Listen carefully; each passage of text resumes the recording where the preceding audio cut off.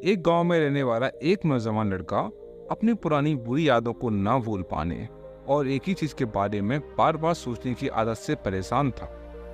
अगर उसे कोई कुछ कह देता या उसके साथ कुछ थोड़ा सा भी गलत हो जाता तो बस उसी घटना के बारे में पूरे दिन सोचता रहता। वही बात उसके दिमाग में हर समय घूमती रहती।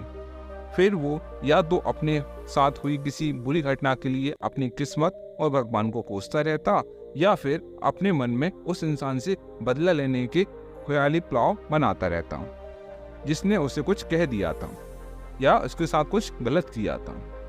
अपनी इस ज्यादा सोचने की आदत की वजह से ना तो लोगों के साथ उसके अच्छे रिश्ते थे और ना ही वह किसी काम को अच्छे से कर पाता था।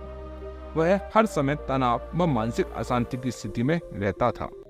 उसकी ऐसी हालत को देखकर उसके एक मित्र ने उसे सलाह दी कि यहाँ पास में ही एक बौद्ध मठ है, वहां पर एक जैन मास्टर हैं, तुम उनके पास जाओ, वो तुम्हारी इस मानसिक समस्या का कोई ना कोई समाधान अवश्य बता देंगे। वह नौजवान लड़का जैन मास्टर के पास जाता है और अपनी समस्या के बारे में उन्हें बताता है कि कैसे वह एक ही घटना के बारे में बार बार सोचता रहता है और पुरानी बुरी बातों व यादों को भूल नहीं पाता। लड़की की समस्या सुनने के बाद जैन मास्टर वहां से उठकर मठ के अंदर चले जाते हैं। जैन मास्टर को कब बिना कुछ उत्तर दिए उठकर जाना उस लड़के को कुछ अजीब सा लगता है, लेकिन वह फिर भी वहीं बैठा रहता है।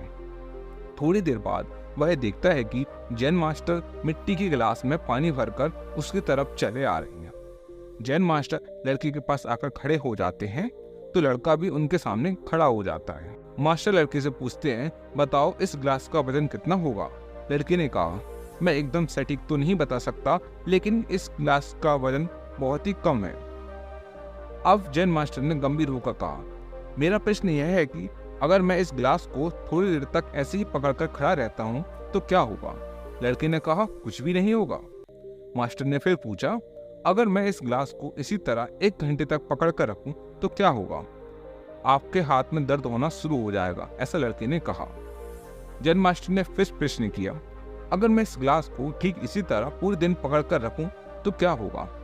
आपके हाथ में बहुत ही भयंकर दर्द शुरू हो जाएगा, ऐसा लड़के ने जवाब दिया, और आपका हाथ भी सुन्न हो सकता है। आपकी मांसपेशियों में भारी तनाव भी आ सकता है और यहाँ तक कि आपके हाथ को लकवा भी मार सकता है, लड़के ने गंभीर शब्दों में कहा।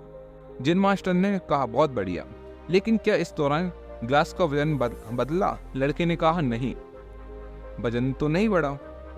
तब भला हाथ में दर्द और मांसपेशियों में तनाव क्यों आया? जैन मास्टर ने पूछा।